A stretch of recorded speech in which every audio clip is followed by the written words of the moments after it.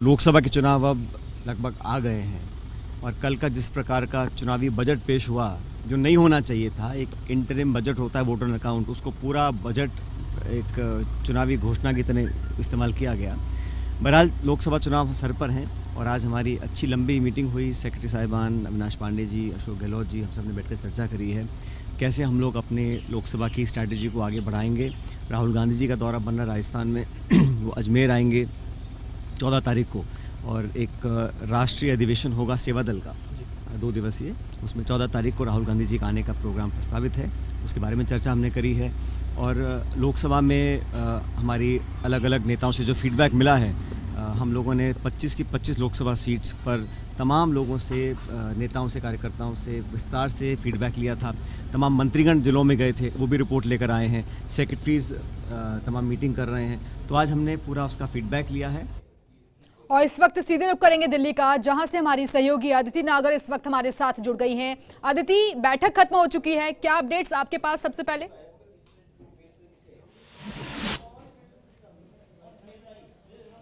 देखिए, 3.5 घंटे की ये बैठक खत्म हो चुकी है। अशोक गहलोत, सचिन पायलट और अविनाश पांडे और साथ में 2 जो सचिव थे, काजी मोहम्मद, वो तमाम लोग यहाँ से रवाना हो चुके हैं। देखिए, कल अशोक गहलोत का पटना जाने का कार्यक्रम है, राहुल गांधी जी के कार्यक्रम है, लेकिन आज की जो ये बैठक रही, इसका मुख्य उद्देश्य राहुल गांधी का जो 14 तारीख का दौरा है राजस्थान में, उसको लेकर, उसकी तैयारियों को लेकर और उसके रूपरेखा तैयार करने को लेकर ये बैठक आज की गई थी। सेवा दल का एक राष्ट्रीय कार्यक्रम होगा 35 साल बाद, राजीव गांधी के समय के बाद अब ये कार्यक्रम होने जा रहा है। एक बड़ा कार्यक्रम है जिसमें तिरंगा रैली के साथ साथ तमाम बाइक रैली और तमाम चीजें होंगी। और ये जो सेवा दल है, ये जो पूरा कार्यक्रम कर रहे हैं, कहीं ना कहीं आरएसएस को चुनौती देते हुए राष्ट्रवाद की तरफ, किस तरीके से राष्ट्रवाद की तरफ जो ये झुकाव है, वो पूरे सिनेरियो यहाँ देखने को मिलेगा। लेकिन आज की इस बैठक में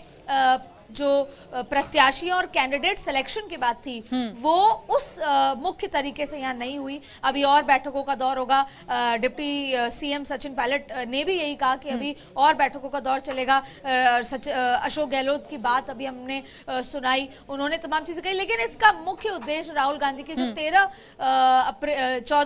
14 फरवरी को जो बैठक होने जा रही है, जब राहुल गांधी दौरा करेंगे अजमेर का। और देखिए, अजमेर एक बहुत महत्वपूर्ण लोकसभा क्षेत्र है और वहां पे कांग्रेस बहुत उम्मीद कर रही है, तो वहां से खुद डिप्टी सीएम सचिन पायलट का भी इलाका है वो, तो वहां पर भीड़ इकट्ठा करने से लेकर एक सक्सेसफुल 35 साल के बाद जो ये कार्यक्रम हो रहा है, उसका ये तमाम चीजें, इसका रूपरेखा, इसका पूरा फ्रेम तैयार किया गया है। और आज की 3.5 घंटे की बैठक में संगठन को लेकर तमाम चीजों पर हुआ है। लेकिन एक बात तो दोनों नेताओं की तरफ से साफ कर दी गई, मुख्यमंत्री और उप मुख्यमंत्री दोनों की तरफ से साफ हो गया कि जो मौजूदा विधायक हैं वो लोकसभा का चुनाव नहीं लड़ने जा रहे हैं।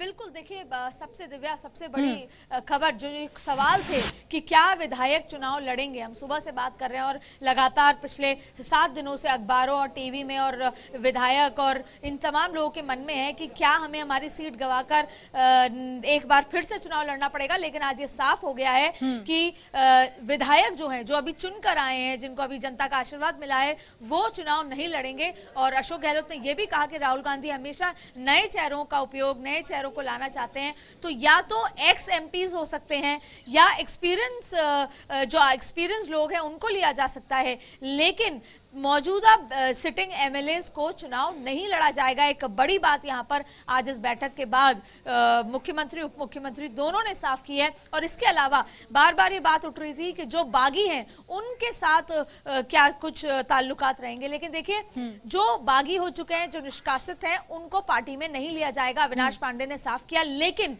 जो इंडिपेंडेंट एमएलए जो निर्दलीय चुनाव लड़े हैं, जो बागी होकर लड़े हैं, लेकिन अब समर्थन दे रहे हैं कांग्रेस को, उनके साथ जो है संबंध बनाने में कांग्रेस को कोई ऐतराज नहीं है। लेकिन जो बागी थे, जिसको निष्कासित करने के बाद जिनसे तनावपूर्ण संबंध है, उनको वापस नहीं लाया जाएगा। और कांग्रेस प्रभारी अविनाश पांडे ने यह भी कहा कि जो इंडिपेंडेंट एमएलएज हैं, जो हमको समर्थन दे रहे हैं, उनसे बातचीत का रास्ता हमेशा खुला हुआ है। जी, यानी बागियों को पार्टी में दोबारा वापस नहीं लिया जाएगा, ये बात क्लियर कर दी गई है। इसके अलावा मुख्यमंत्री की तरफ से ये भी कहा गया कि युवा पीढ़ी को आगे लाने पर हमेशा से जोर रहा है राहुल गांधी का भी, और इसी पर पार्टी आगे काम भी कर रही है।